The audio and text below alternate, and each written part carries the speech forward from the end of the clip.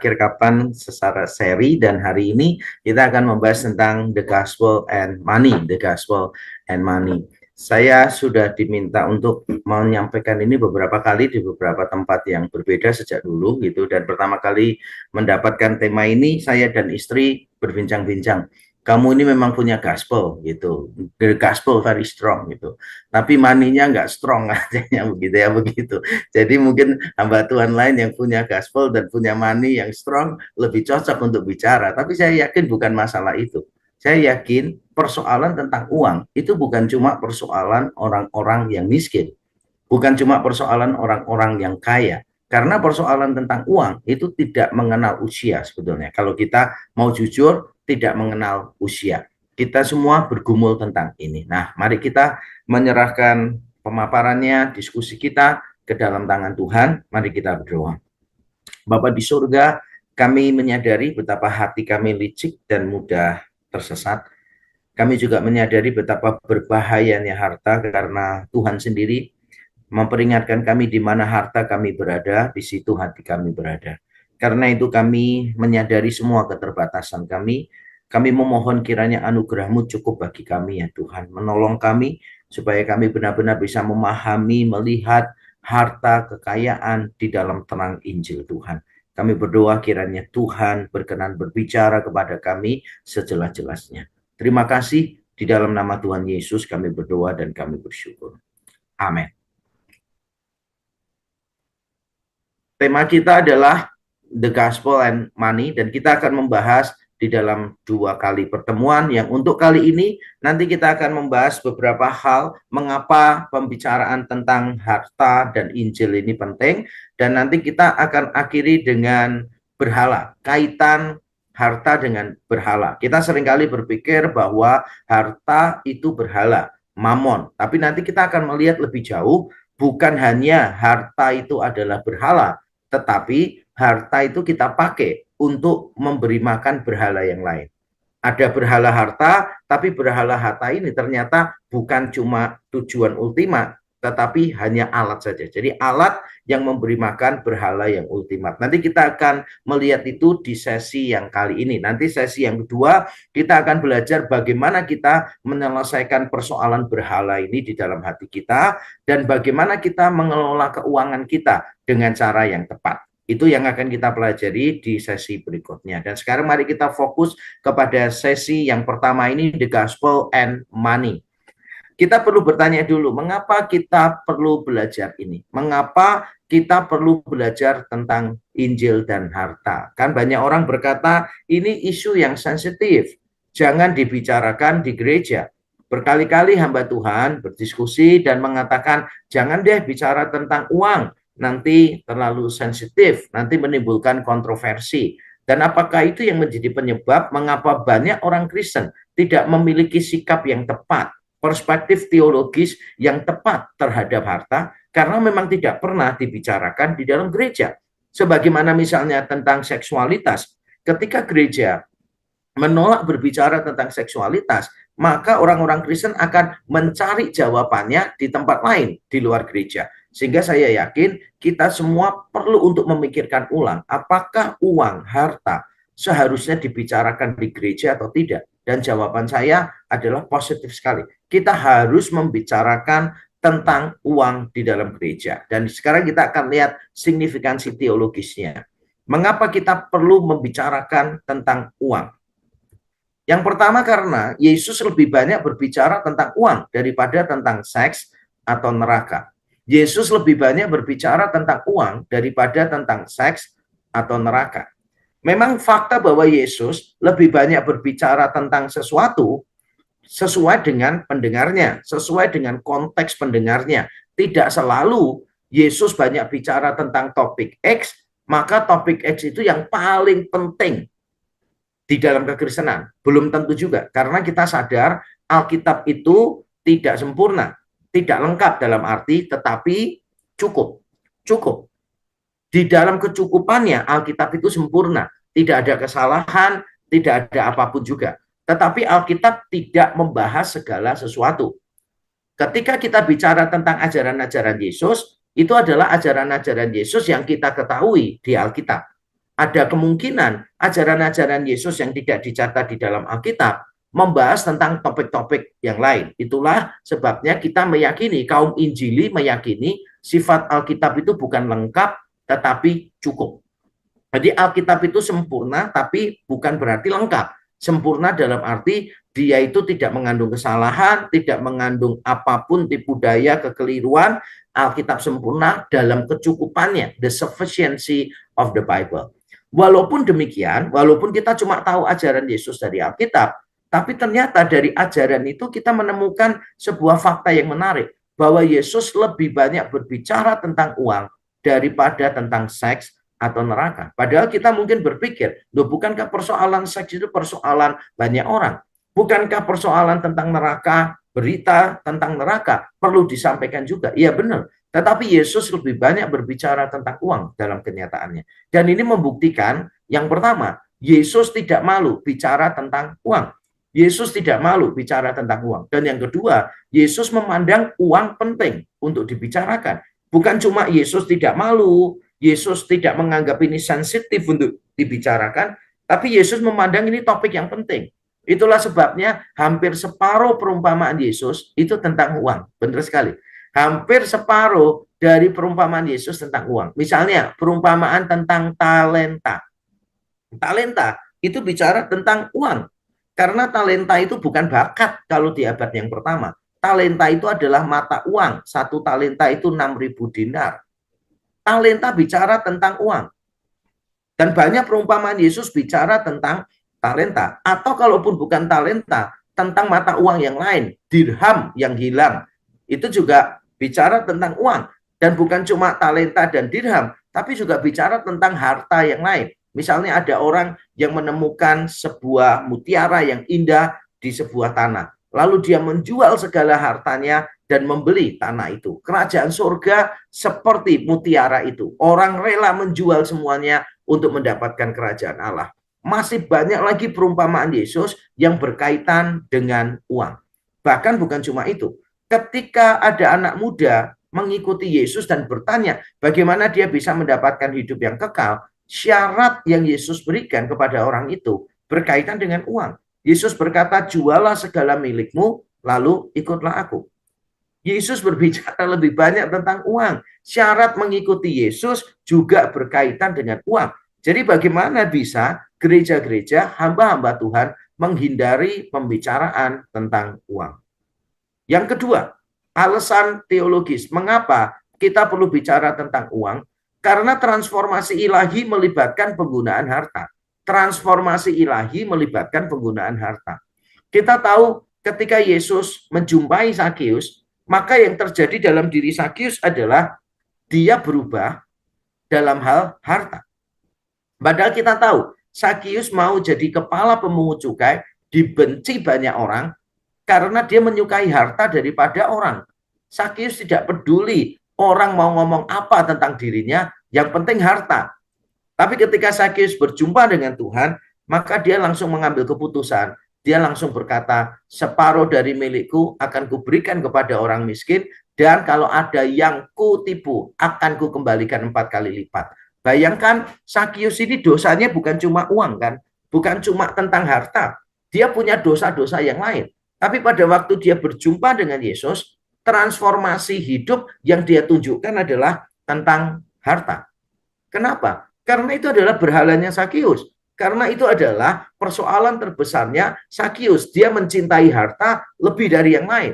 Ketika dia berjumpa dengan Yesus, objek cintanya berubah. Objek cintanya bukan lagi harta, tetapi Yesus. Itulah sebabnya mudah bagi Sakeus untuk melepaskan cintanya yang lama, yaitu kepada harta. Bagaimana dengan gereja mula-mula?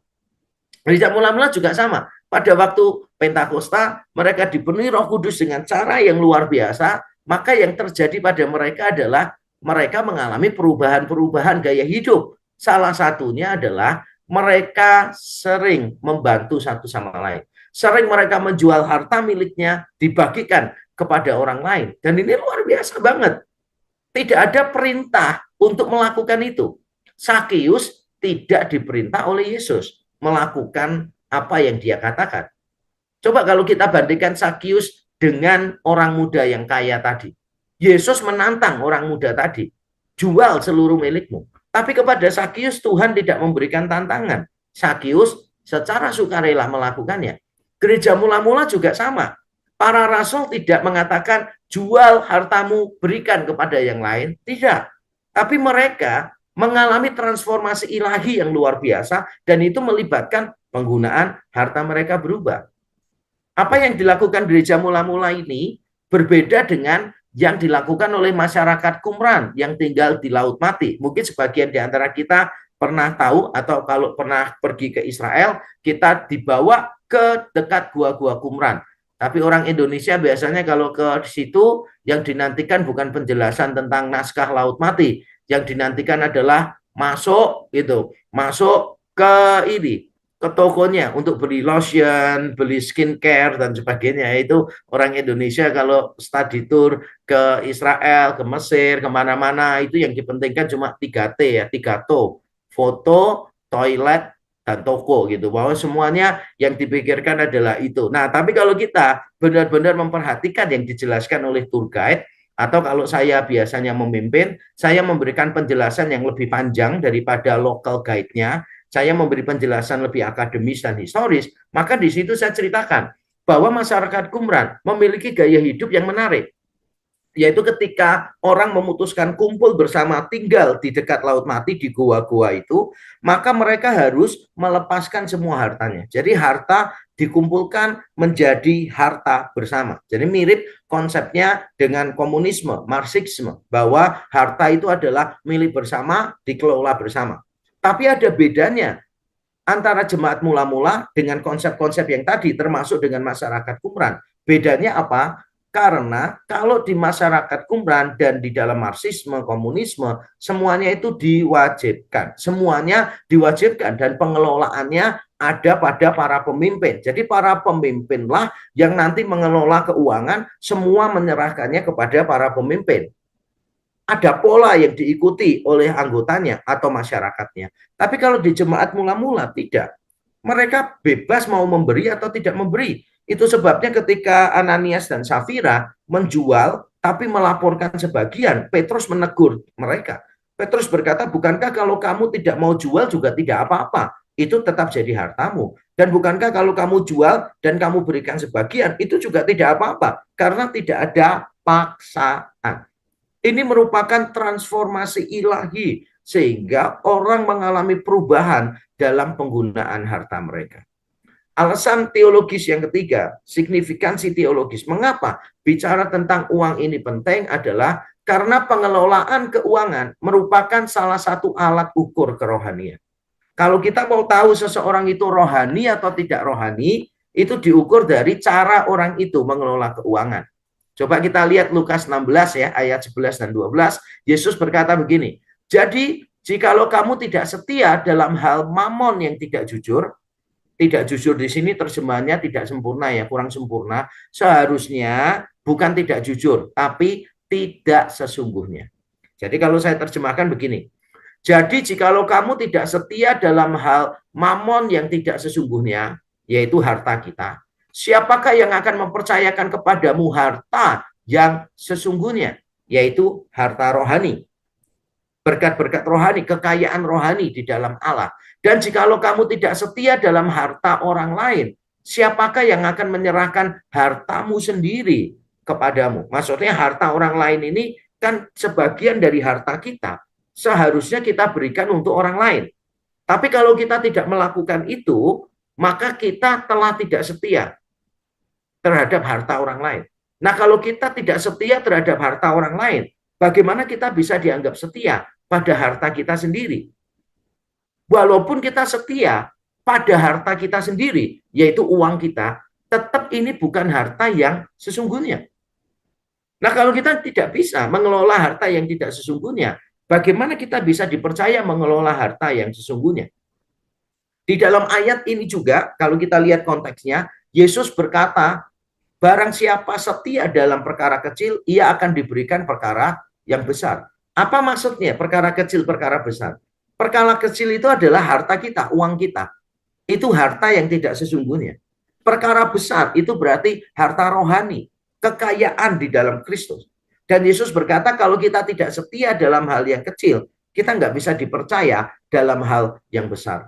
Saya ingat kalau bicara tentang setia hal kecil, setia hal besar ini, saya ingat waktu saya dulu S1 tinggal di asrama, sekolah Alkitab begitu kan. Jadi gereja tempat saya sekolah itu dulu 5 lantai gitu. Gereja waktu itu, gereja tempat saya sekolah, termasuk salah satu gereja yang paling besar di kota itu.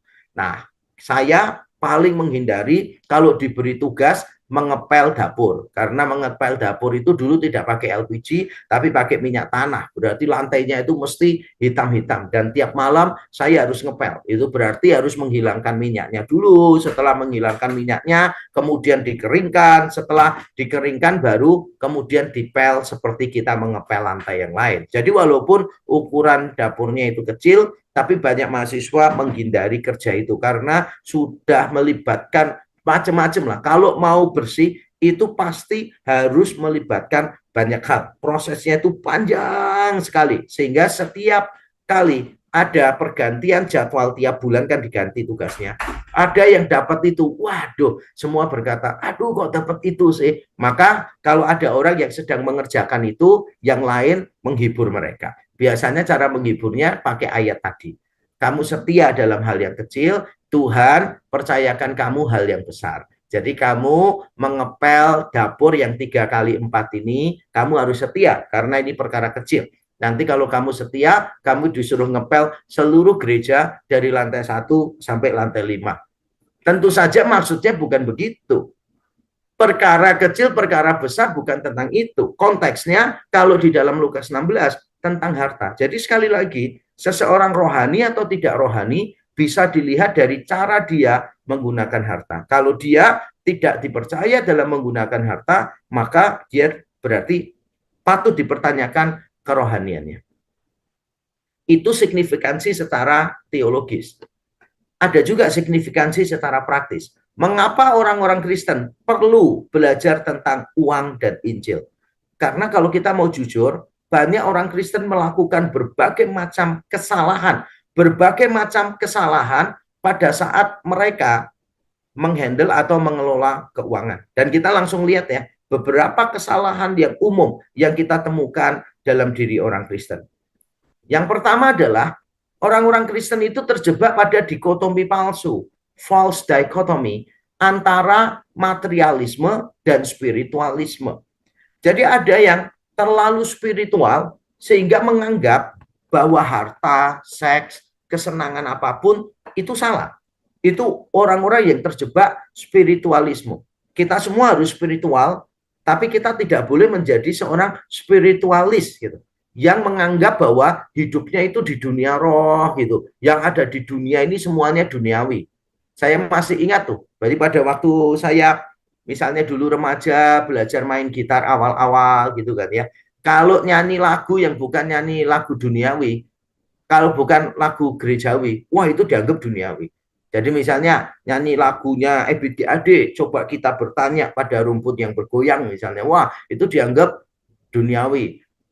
Tapi anehnya, orang-orang yang menganggap lagu-lagu itu duniawi, mereka juga menyanyikan lagu kebangsaan Indonesia, Indonesia Raya, kan itu di situ juga nggak ada tuh kata-kata Yesus, Allah, urapan, hadirat juga nggak ada. Kita juga nyanyi lagu anak-anak, balonku ada 5 dan seterusnya. Ya itu kan juga itu lagu-lagu dunia, tapi tidak duniawi.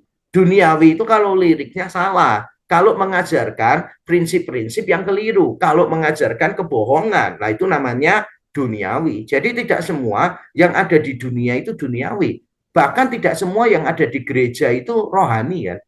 Ada banyak hal-hal yang tidak rohani yang ada di dalam gereja. Tapi kalau kita belajar sejarah gereja, kita akan tahu kok bahwa orang-orang Kristen tertentu terlalu spiritual. Misalnya nih, pada abad yang kelima, itu banyak orang Kristen yang melakukan praktek asketisisme.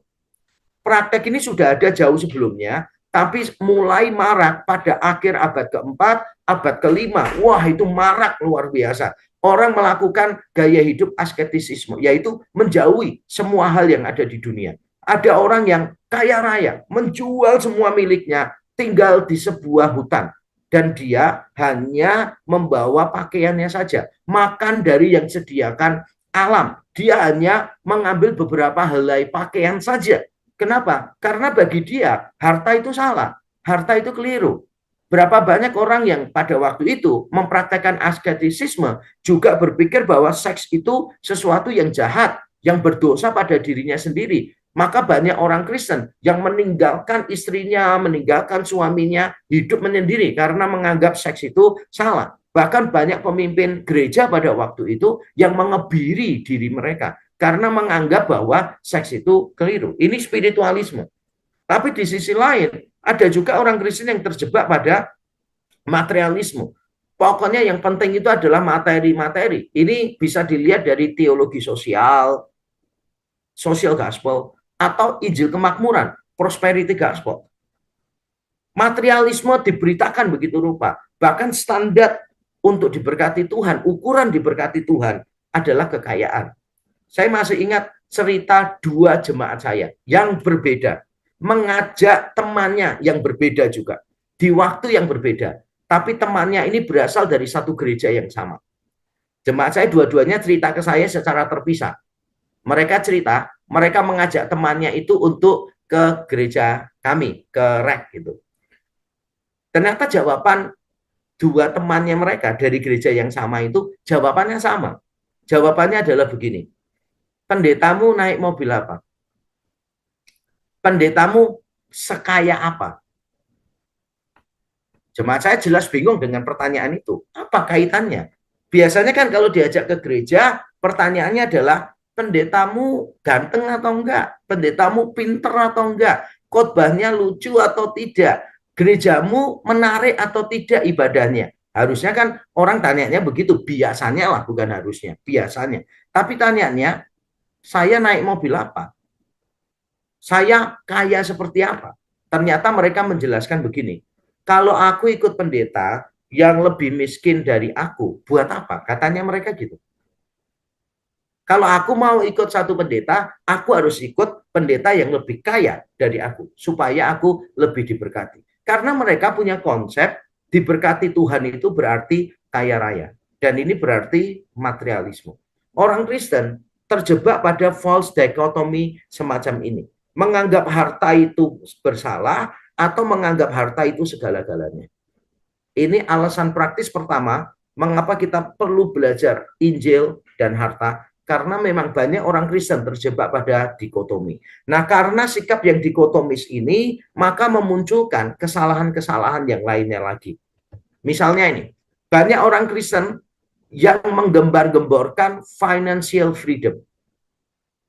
Bahkan beberapa rohaniwan bicara tentang financial freedom, yang menurut saya keliru.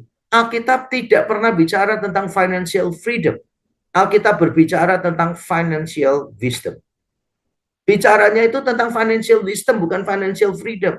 Financial freedom berbicara tentang bahwa kita ini kaya raya, pasif income-nya banyak, dan sebagainya. Kita tidak punya kebutuhan yang tidak terpenuhi, segala keinginan kita bisa kita capai, kita tidak worry sama sekali tentang harta. Bukan itu yang dijanjikan oleh Alkitab. Yang dijanjikan oleh Alkitab adalah financial wisdom. Bagaimana kita mengelola keuangan kita dengan baik. Maka dalam sesi yang kedua nanti, ketika ketemu lagi dengan saya akan mengajarkan konkretnya seperti apa mengelola keuangan secara bijaksana. Karena yang kita perlukan bukan financial freedom, tapi financial wisdom. Kalau tujuan kita bekerja hanyalah financial freedom, maka kita perlu mempertanyakan apakah kita sungguh-sungguh mengizinkan Injil merembesi hidup kita atau tidak. Atau kita lebih mengizinkan konsep-konsep bisnis di luaran sana. Tidak semua konsep bisnis keliru, tapi ada konsep bisnis yang keliru, yaitu financial freedom. Ini yang dibawakan oleh para motivator. Financial wisdom itu yang kita perlukan, bukan financial freedom. Yang berikutnya, yang ketiga, ini kesalahan orang Kristen. Sebagian orang Kristen memandang pekerjaan sebagai beban dan kesenangan sebagai tujuan. Saya bertemu dengan beberapa orang Kristen yang berkata kepada saya, Pak, pasif income saya ini sudah besar. Jadi saya pikir saya akan pensiun dini saja. Karena buat apa saya kerja? Saya sudah tidak butuh duitnya. Berapa kali saya mendengar orang Kristen seperti itu. Dan saya langsung katakan, berarti konsepmu tentang bisnis keliru. Konsepmu tentang pekerjaan berarti keliru. Kamu bekerja untuk mendapatkan uang. Dan itu konsep yang salah. Seharusnya kita itu bekerja bukan hanya untuk uang. Kerja itu lebih besar daripada sekedar mendapatkan uang. Misalnya dengan punya perusahaan, engkau bisa memberikan lapangan pekerjaan kepada banyak orang. Sehingga orang-orang miskin pada akhirnya bisa ditolong. Nah, karena orang-orang miskin ini ditolong, anak-anak mereka bisa sekolah, sehingga negara kita menjadi negara yang lebih maju, dan seterusnya, dan seterusnya. Ada banyak kebaikan yang besar yang bisa dilakukan melalui pekerjaan. Jadi, it's not only about earning money. Kalau ada orang yang punya pikiran cuma sekedar mendapatkan uang, berarti konsep keuangannya belum disentuh oleh Injil sama sekali. Atau ada orang yang berkata begini, ya saya ini akan berhenti bekerja lah, kenapa? Susah bekerja, toh aku juga sudah punya deposito yang cukup, ngapain aku susah-susah bekerja lagi? Berarti konsepnya dia, pekerjaan itu sebagai beban. Padahal tidak. Pekerjaan itu pertama kali diberikan Tuhan di Kejadian 1 sebagai sebuah kehormatan. Manusia diberi kepercayaan oleh Tuhan mengurusi bumi ini. Dan memang benar pekerjaan menjadi beban setelah manusia jatuh ke dalam dosa.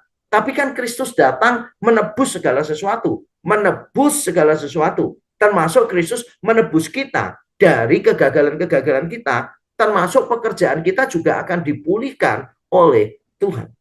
Pekerjaan kita ditebus oleh Kristus. Sehingga kita melihat pekerjaan kita sebagai sesuatu yang berbeda. Bukan sebagai beban. Misalnya di Kisah Rasul 20 ayat 34 dan 35, Paulus mengatakan, kamu tahu sendiri, dengan tanganku sendiri aku bekerja untuk memenuhi kebutuhanku dan kebutuhan teman-teman seperjalananku. Paulus mengatakan ini kepada para tua-tua di Efesus. Seharusnya Paulus itu berhak mendapatkan tunjangan hidup dari jemaat di Efesus. Tapi Paulus tidak mau mengambil itu. Sebaliknya dia bekerja sendiri untuk dirinya dan ada tambahannya untuk orang-orang yang melayani bersama dengan Paulus. Paulus bekerja bukan untuk dirinya, tapi untuk orang lain. Maka saya bersyukur ketika beberapa tahun yang lalu saya makan bersama dengan seorang pengusaha Kristen. Dan dia berkata, Pak, puji Tuhan, Tuhan telah baik memberkati keluarga saya.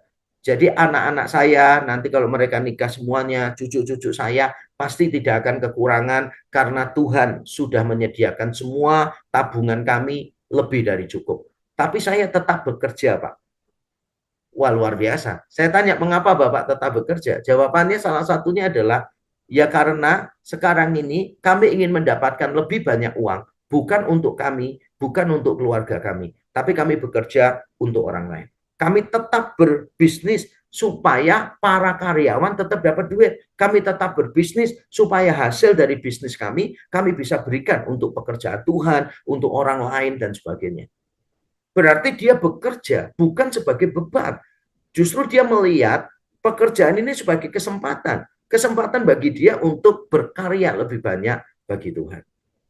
Berapa banyak di antara kita yang melihat pekerjaan itu sebagai sebuah kesenangan? Siapa di sini yang kalau Senin bangun itu semangat ya? Wah, Senin lagi gitu kan ya. Biasanya jarang ya, orang biasanya aduh Senin lagi. Itu biasanya yang ngomong karyawan sih ya. Tapi kalau bos biasanya tidak ya. Kalau bos justru kalau minggu, aduh kok minggu gitu kan ya. Nggak ada kesempatan dapat cuan lagi gitu kan. Tapi kalau karyawan itu nggak ada. Senin itu langsung, wah Senin nih semangat gitu kan. Maka sampai ada satu buku ditulisnya I love Monday. I love Monday. Karena banyak orang yang tidak suka hari Senin gitu kan ya. Luar biasa. Banyak orang memandang pekerjaan sebagai sebuah beban. Yang keempat, banyak orang Kristen kurang murah hati karena pengaruh materialisme. Ini dalam bukunya Ronald J. Sider, Rich Christian in an Age of Hunger. Saya kutipkan di sini, Bapak Ibu Saudara bisa membacanya sendiri. Yang intinya adalah begini, banyak orang Kristen sudah dicuci otaknya oleh materialisme. Bahwa hidup yang sukses diukur dari materi. Bahwa hidup yang sukses diukur dari kesenangan-kesenangan. Memikirkan bahwa sukacita itu materi.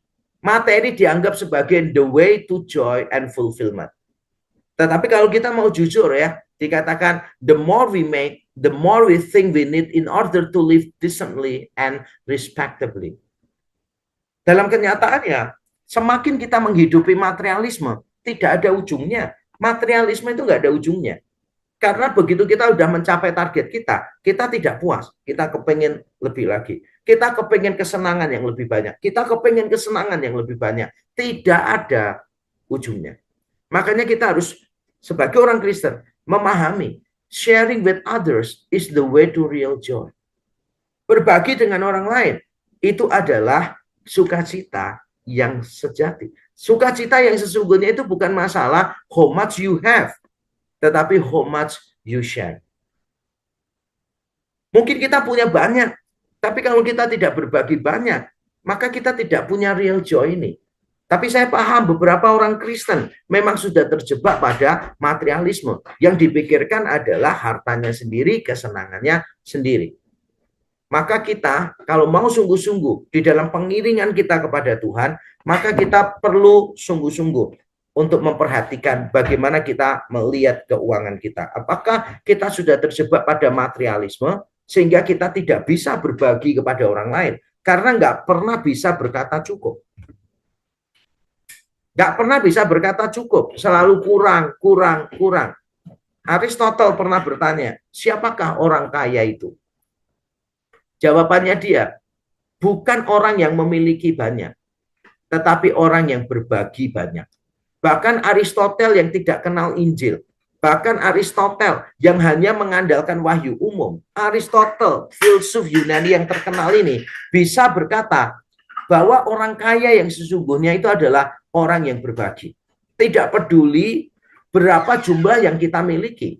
Yang paling penting adalah kita memiliki mentalitas untuk berbagi. Sebab kalau kita tidak mau berbagi, berarti kita merasa kekurangan. Kalau kita merasa kekurangan, berarti kita belum hidup di dalam kelimpahan. Berarti kita merasa diri kita itu miskin. Walaupun kaya, tapi mentalitasnya miskin. Dan saya perhatikan ya, beberapa orang Indonesia itu juga begitu. Walaupun kaya-kaya, tapi kadang-kala mentalitasnya miskin. Dan itu kelihatan pada waktu tur ya, pada waktu tur pergi ke luar negeri dan sebagainya, saya memperhatikan begitu. Misalnya ya, saya itu berapa kali ya senyum, lucu, konyol, tapi juga malu ya, terus terang itu malu. Karena dulu pada zaman di Israel lama, saya sudah sering memimpin tur ke sana, tapi yang awal-awal itu saya perhatikan. Kalau mau kencing toilet itu ada yang bayar $1 gitu. Bayar $1 terus baru masuk, yang pintunya itu bisa muter begini loh. Bayar $1 masuk. Tahu yang dilakukan orang Indonesia? Yang dilakukan orang Indonesia biasanya adalah pegang uang $1, kemudian ngajak teman-temannya, ayo 3 orang lagi siapa yang mau gitu kan. Jadi mereka berdiri empet-empetan begini kan ya gitu. Begitu masukin $1 gitu kan, yang masuk langsung 4 orang gitu kan ya. Dan pada waktu berhasil itu kayak bangganya luar biasa gitu loh saudara. Sukacitanya pada waktu berhasil melakukan itu tuh melebihi waktu pertama kali bertobat dan terima Yesus gitu kan. Sukacita banget. Padahal kalau kita pikir-pikir $1 $1 gitu.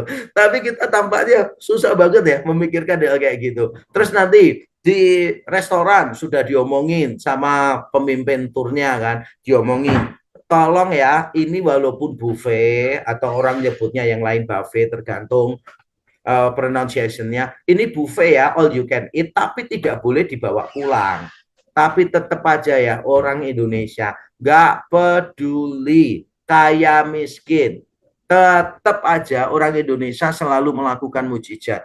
Ngambil telur rebus 5 gitu kan ya. Terakhir sisa kulitnya cuma 1 di atas meja. Maka orang-orang sana itu bingung. Orang Indonesia ini sering bikin mujizat ya gitu. Ngambil telur 5 gitu. Kulitnya yang tersisa di meja cuma 1. Yang keempat dimakan sama kulitnya. Enggak. Yang keempat itu digelindingkan gitu kan ya. Terus tasnya dibuka di bawah meja. Padahal tasnya bermerek loh, branded loh gitu kan ya. Gak peduli. Nanti roti juga begitu kan ya. Roti gitu. Orang Indonesia itu kan paling suka tuh bawa pulang rotinya gitu. Karena itu kan roti Spanyol ya.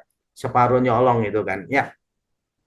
Padahal punya duit, padahal kaya gitu. Tapi ya mentalitasnya memang mentalitas miskin gitu. Kaya tapi mentalitasnya mentalitas miskin. Saya nggak tahu ya kenapa. Nanti kalau pas misalnya itu ada orang-orang nawar gitu kan ya sama pedagang kecil itu nawarnya kok ya keterlaluan gitu. Ada tante-tante mau ke gereja itu dia naik becak tanya sama tukang becaknya, Pak mau ke gereja itu berapa? 10.000. Wah 10.000.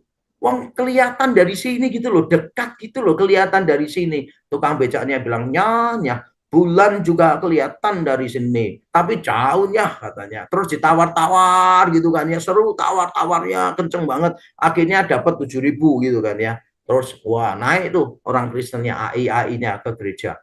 Karena tukang becaknya jengkel ditawar-tawar, dia ngebut gitu kan, ada lubang diterjang terus gitu, nggak pakai rem gitu, wah gitu kan, tantenya udah ketakutan, Yesus tolong, darah Yesus, Tuhan kirim malaikatmu untuk menjaga aku, ya kan, ngerepoti toh, cuma beda sajing aja loh saudara, beda 3.000 loh, minta Tuhan ngirimkan malaikat dari surga menjaga dia, darah Yesus, ngapain coba darah Yesus, gara-gara apa? 3.000, udahlah, nggak usah terlalu pelit lah sama orang. Saya aja dengan tukang parkir gereja aja saya langsung kasih kok 100.000 sambil saya ngomong ini untuk seumur hidup ya gitu. Jadi minggu-minggu berikutnya saya nggak kasih gitu kan. Jadi pelit lah. Jadi orang Kristen jangan terlalu pelit ya. Kalau kita terjebak pada materialisme, ya kita akan merasa kurang, merasa kurang, merasa kurang. Akibatnya apa? Ya kita tidak bisa belajar memberi kepada orang lain.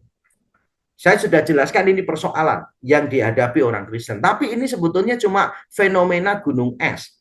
Karena ada persoalan yang lebih besar dan yang lebih serius. Kalau kita ngomong begini, orang itu mata duitan, itu hanya gejala. Ada persoalan yang lebih rumit lagi. Oh, orang itu pelit, itu gejala. Karena ada persoalan yang lebih besar daripada itu. Kita tidak boleh fokus kepada gejalanya. Bagaimana ya supaya saya tidak pelit? Bagaimana ya supaya saya jujur di dalam keuangan dan sebagainya? Kita harus menelusuri sampai ke belakang. Mengapa seseorang sering jatuh di bidang keuangan? Nah, kalau kita mencoba untuk memikirkan itu, maka kita bisa menemukan bahwa inti persoalannya itu adalah hati, hati manusia. Kita ini butuh transformasi yang radikal. Penggunaan uang yang benar dimulai dari perubahan yang radikal. Radikal itu radix, bahasa Latinnya, akar. Berarti harus dituntaskan sampai ke akar-akarnya, yaitu penyingkiran berhala karena mengalami Kristus satu-satunya harta yang berharga.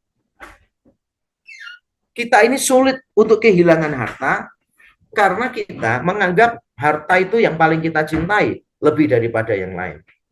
Saya pernah memberikan pertanyaan misalnya nih kepada anak-anak muda di sebuah kampus. Saya tanya, bayangkan kalian sedang membawa buku pelajaran dan kalian sedang membawa handphone.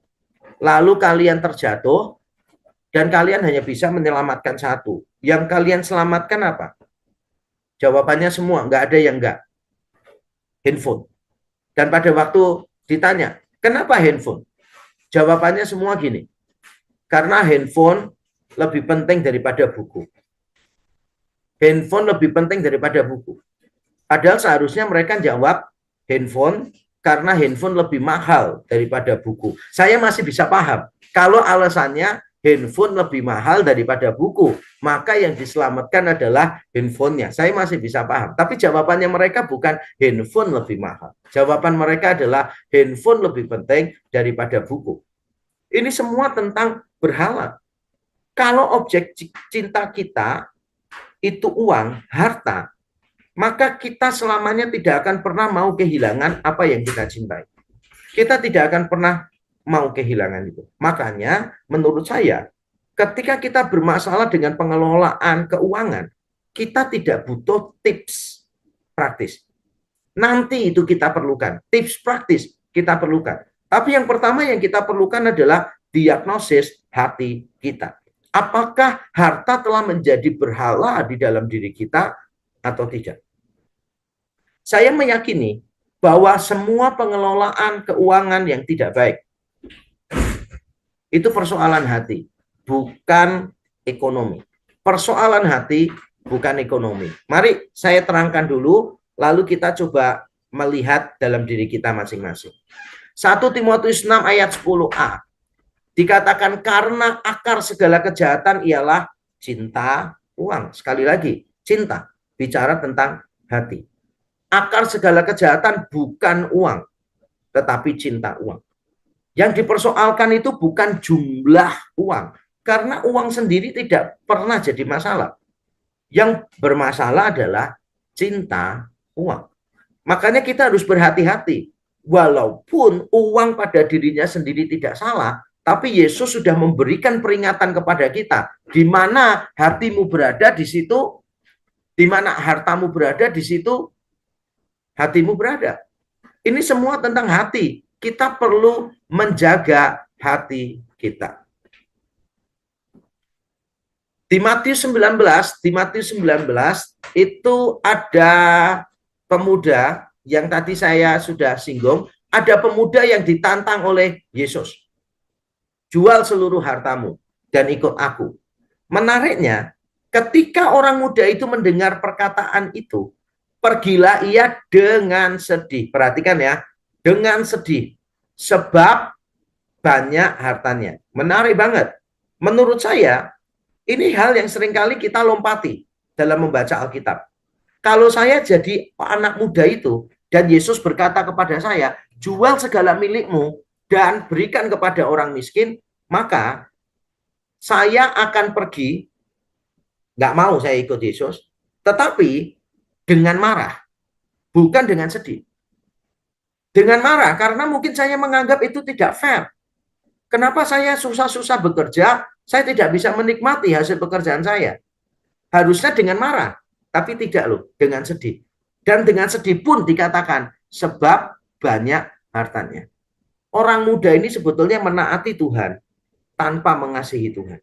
Anak muda ini menaati Tuhan, untuk mendapatkan berkat-berkat dari Tuhan. Yesus tahu tentang anak muda ini. Makanya Yesus ketika bertanya, lakukan yang tertulis di dalam Taurat. Yesus bicara tentang perintah 5 sampai 10. Karena itu bicara tentang perintah horizontal. Dan anak muda ini dengan cepat berkata, aku sudah melakukannya sejak aku muda. Tapi Yesus tidak pernah ngomong perintah 1 sampai 4. Kenapa? Karena anak muda ini tidak mengasihi Allah. Menaati tapi tidak mengasihi. Menaati hanya untuk mendapatkan berkat-berkatnya. Maka waktu Yesus memberikan tantangan, dia pergi dengan sedih, bukan marah. Dengan sedih sebab banyak hartanya. Nah, yang berikutnya yang saya mau sampaikan adalah ini, ayat ini. Kolose 3 ayat 5. Karena itu matikanlah dalam dirimu segala sesuatu yang duniawi, yaitu percabulan, kenajisan, hawa nafsu, nafsu jahat, dan juga keserakahan yang sama dengan penyembahan berhala. Perhatikan, yang sama dengan penyembahan berhala. Keserakahan itu sama dengan penyembahan berhala. Itu bicara tentang objek cinta. Apa yang paling penting yang kita sembah? Kalau James K. Smith mengatakan, you are what you love. Dan itu yang sering terjadi kan? You are what you love. Jadi kalau kita mencintai uang, ya kita akan menjadikan uang itu sebagai apa yang kita sembah. Berhala dalam hati kita. Coba lihat ya, kekhawatiran misalnya. Kekhawatiran itu milik orang kaya, milik orang miskin. Berarti persoalannya bukan uang, bukan jumlah penghasilan. Persoalannya hati memang. Hamba uang, itu bukan cuma orang kaya, orang miskin juga. Berarti persoalannya bukan jumlah uang, tapi hati. Pelit, kikir. Orang kaya kikir ada. Orang miskin kikir ada. Berarti bukan masalah jumlahnya, tapi masalah hatinya. Karena di situ ada berhala. Dan yang terakhir yang mau saya sampaikan di sesi ini adalah kita ini diberi tantangan oleh Tuhan. Apakah kita mengabdi kepada Mamon atau kepada Tuhan? Karena sekali lagi ini bicara tentang relasi kita. Kita akan membenci dan mengasihi. Kita akan setia, be devoted to, dan despise, merendahkan yang lain. Mengapa tidak boleh Tuhan dan Mamon? Karena ini masalah hati. Hati nggak bisa dibagi. Kita akan mencintai yang satu, membenci yang lain. Kita akan setia dan tidak setia pada yang lainnya.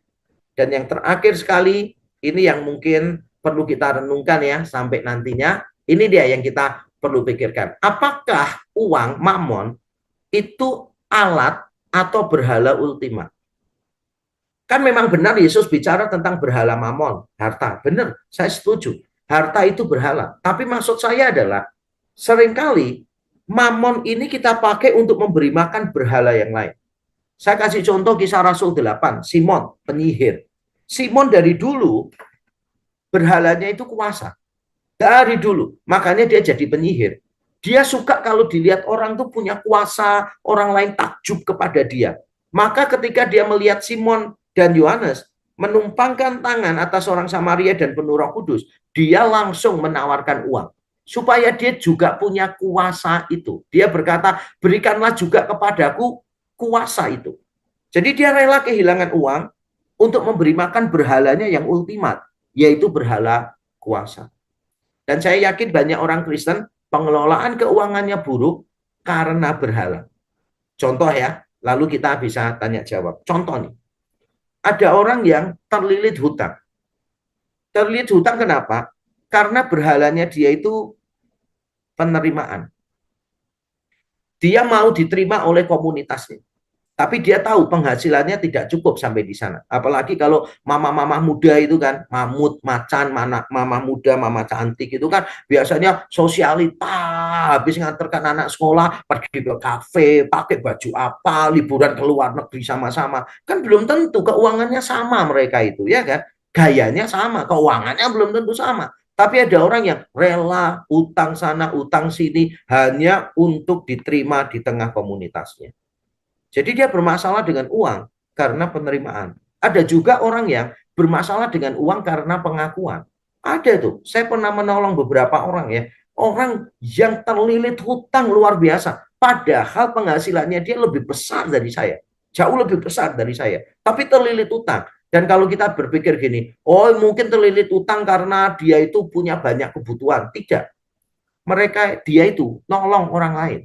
Jadi tiap kali ada orang perlu dikasih, ditolong, ditolong, ditolong, ditolong. Kenapa? Berhalanya dia itu pengakuan dan kuasa. Kalau dia bisa nolong sebanyak mungkin orang, dia punya sindrom Mesia soalnya.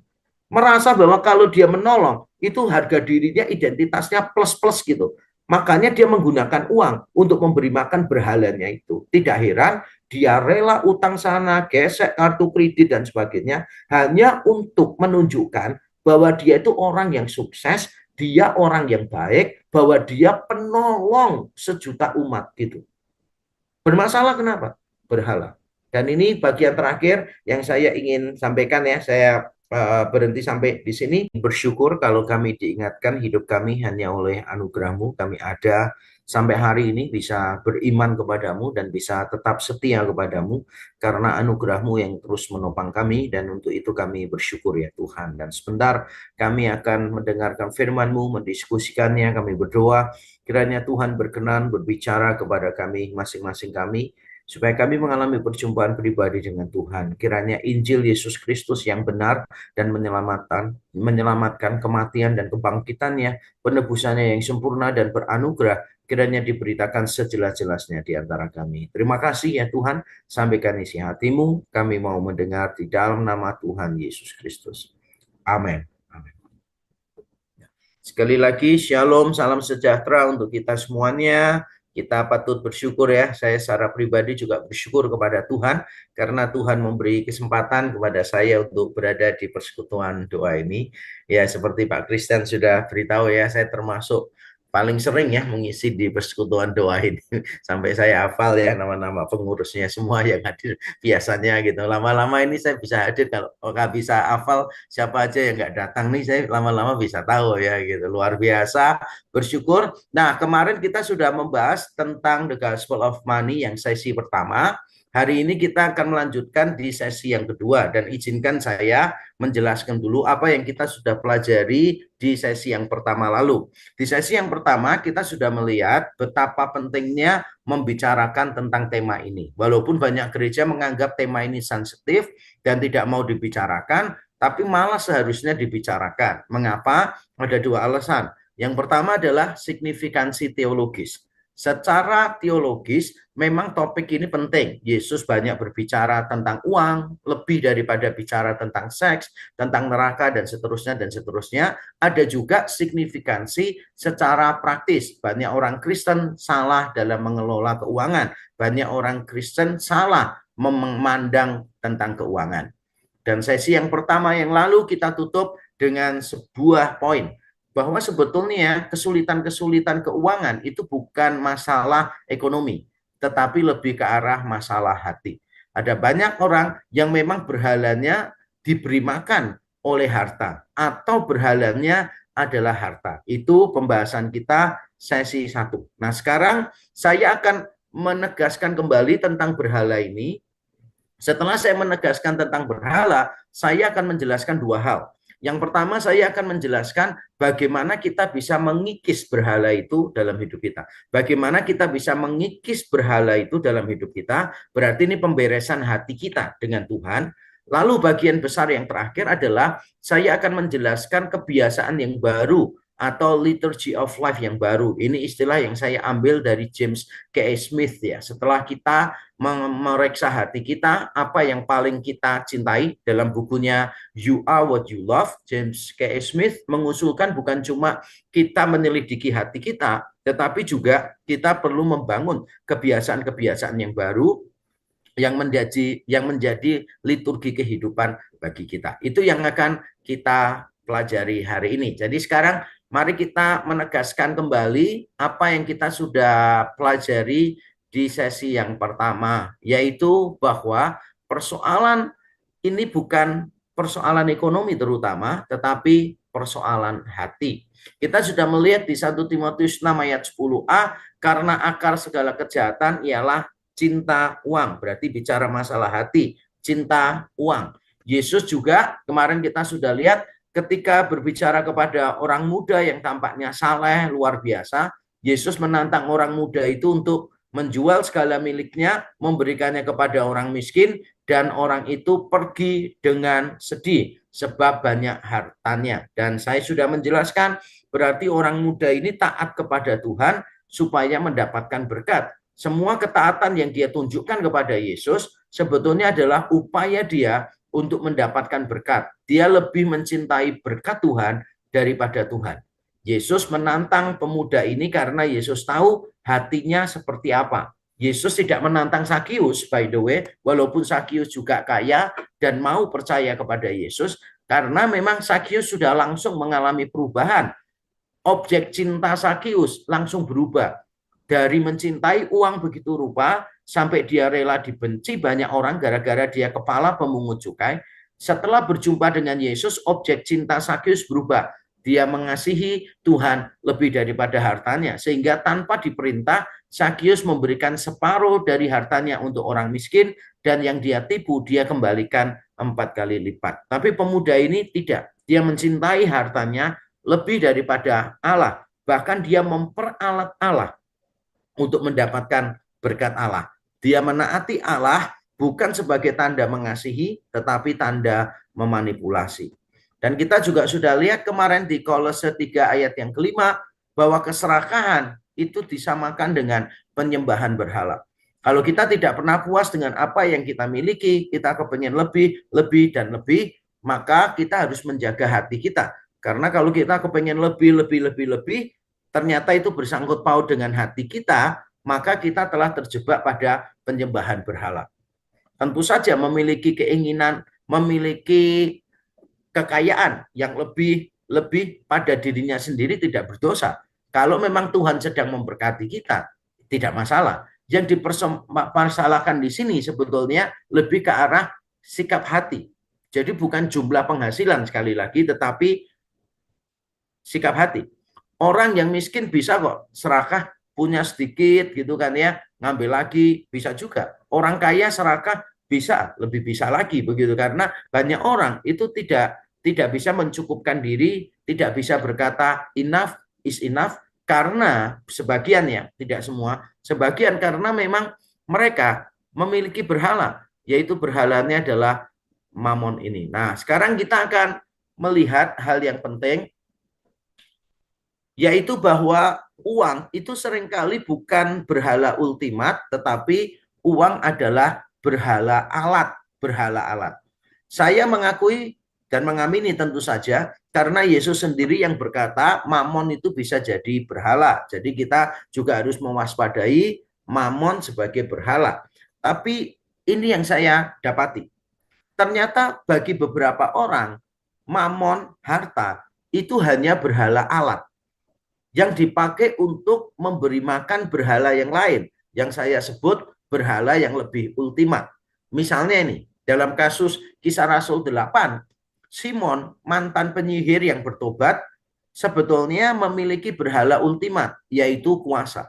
Dia suka kuasa. Dari dulu dia menjadi penyihir karena dia menyukai kuasa. Dengan memperlihatkan hal-hal yang ajaib, dia dikagumi oleh banyak orang. Itulah Simon. Pada waktu dia bertobat, tentu saja tidak langsung beres. Hatinya dia masih perlu untuk dibereskan. Makanya dia ditegur oleh Petrus dan Yohanes. Karena pada waktu Simon melihat Petrus dan Yohanes menumpangkan tangan atas orang-orang Samaria dan orang-orang Samaria penuh dengan Roh Kudus, Simon langsung menawarkan uang. Dan dia berkata, berikan juga kepadaku kuasa itu, supaya jika aku menumpangkan tanganku di atas seseorang, ia boleh menerima Roh Kudus, ia boleh menerima Roh Kudus. Sebetulnya yang ditekankan oleh Simon bukan dia bisa melayani orang lain, yang ditekankan Simon bukan dia ingin menolong orang lain, tetapi karena dia memang suka kuasa. Bayangkan menumpangkan tangan orang penuh Roh Kudus dengan tanda-tandanya yang spektakuler, itulah yang diinginkan Simon dari dulu. Jadi Simon tidak menyembah Mamon, tetapi dia menggunakan Mamon untuk memberi makan berhala ultimat yang lain. Hal yang sama bisa terjadi pada kita. Kita kesulitan mengelola keuangan karena kita sedang menggunakan keuangan kita untuk memberi makan berhala kita yang tertentu. Saya pernah misalnya mendapati orang yang bermasalah secara finansial, walaupun penghasilannya sebetulnya tidak rendah, bahkan beberapa kali lipat, minimal lah beberapa kali lipat dari UMR, bisa 4 kali lipat dari UMR, tapi tetap dia bermasalah. Kenapa bermasalah? Ya karena ada berhala yang dia sedang beri makan. Misalnya nih, ada orang yang berhalanya itu pengakuan. Dia ingin dipuji orang, diakui bahwa dia itu berhasil. Maka dia pikir-pikir, ya dia akan menampilkan dirinya sebagai orang yang berhasil dengan cara apa? Memilih gaya hidup yang level tinggi. Gaya hidup yang levelnya tinggi. Untuk menunjukkan bahwa dia berhasil. Maka walaupun tidak punya uang yang cukup, dia memaksakan diri untuk misalnya menikahkan anaknya dengan pesta yang cukup besar, sehingga dia harus berhutang untuk itu. Dia memaksakan diri untuk punya mobil, punya ini itu, liburan kemana dan sebagainya, supaya terlihat bahwa dia itu berhasil.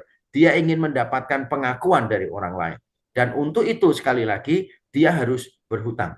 Berarti orang ini menggunakan uang untuk memberi makan berhalanya, yaitu pengakuan. Tapi ada juga orang di sisi yang lain yang memberi makan berhala penerimaan. Ada orang yang terlilit hutang, kartu kredit begitu banyak, hanya gara-gara dia menolong orang lain. Dia menolong orang lain dan dia suka diterima oleh orang lain, suka dianggap sebagai juru selamat mungkin, Mesias mungkin bagi mereka. Orangnya sangat baik dan dia suka menolong siapa saja. Dia nggak bisa ngomong tidak. Ketika orang lain minta tolong kepada dia tidak bisa berkata tidak karena dia tipikal people pleaser, orang-orang yang memang suka mencari penerimaan dari orang lain, people pleaser, sehingga dia bela-belain hutang hanya untuk menolong orang-orang itu. Dan pada akhirnya dia sendiri terlilit hutang, tidak bisa membayar.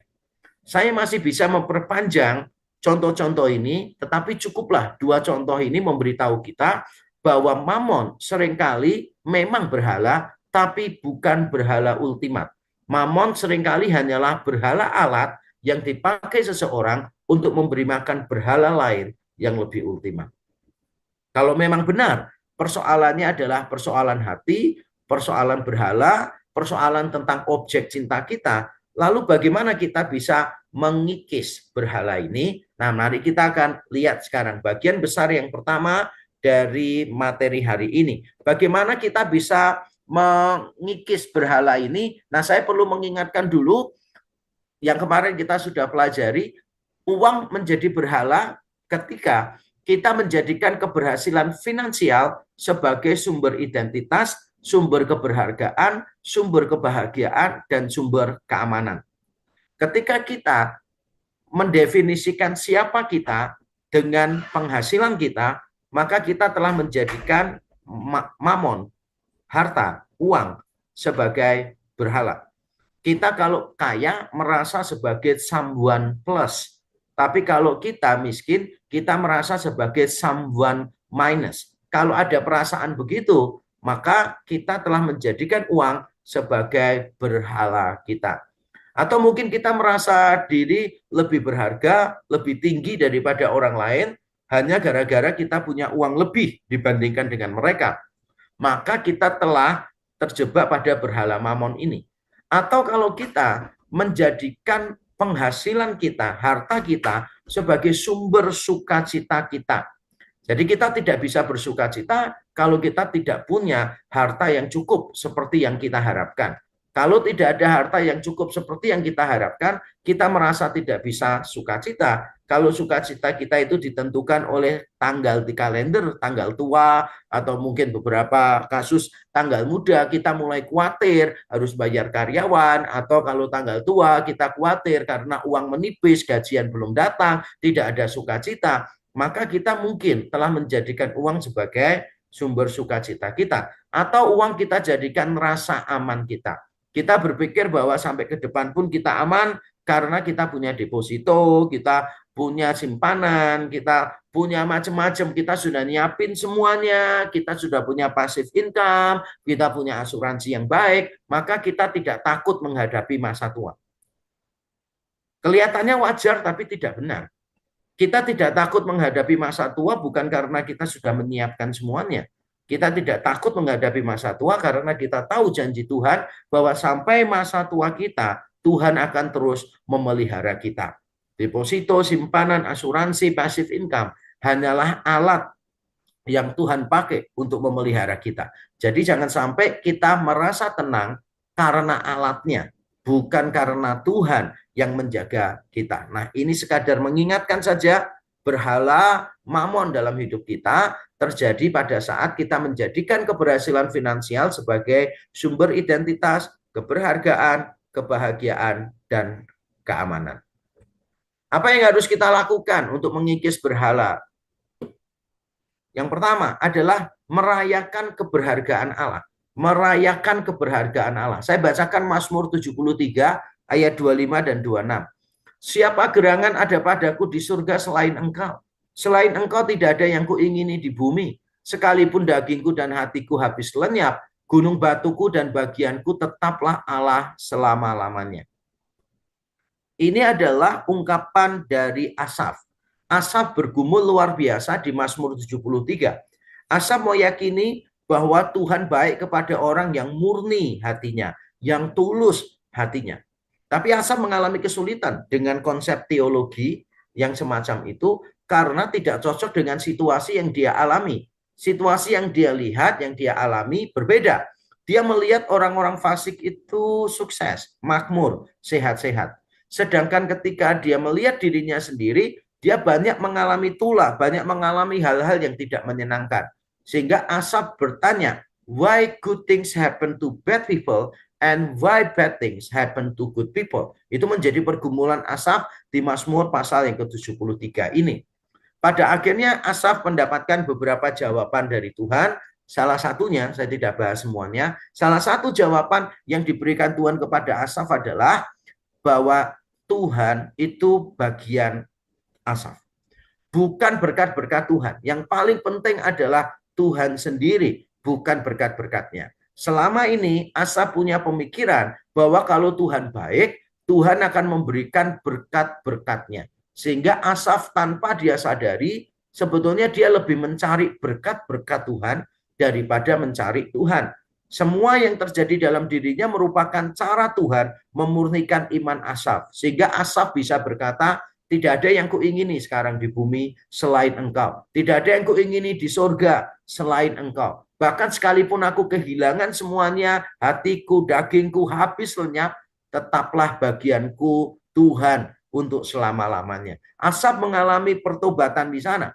Dia tidak mencari berkat Tuhan, tetapi dia mencari Tuhan sendiri. Sehingga di akhir dari Mazmur 73 ini, Asaf berkata, adalah baik bagi seseorang untuk mendekat kepada Tuhan. Dalam bahasa Ibrani ada kata baik di situ yang tidak diterjemahkan dengan jelas di dalam terjemahan bahasa Indonesia. Jadi kata baik muncul di awal dan muncul di akhir dari Mazmur 73. Muncul di awal ketika Asaf berkata, Tuhan baik kepada orang yang murni hatinya, yang tulus hatinya. Dan muncul di bagian akhir ketika Asaf mengatakan adalah baik untuk dekat dengan Tuhan. Akhirnya Asaf menyadari yang paling penting adalah Tuhan, bukan berkat-berkat Tuhan.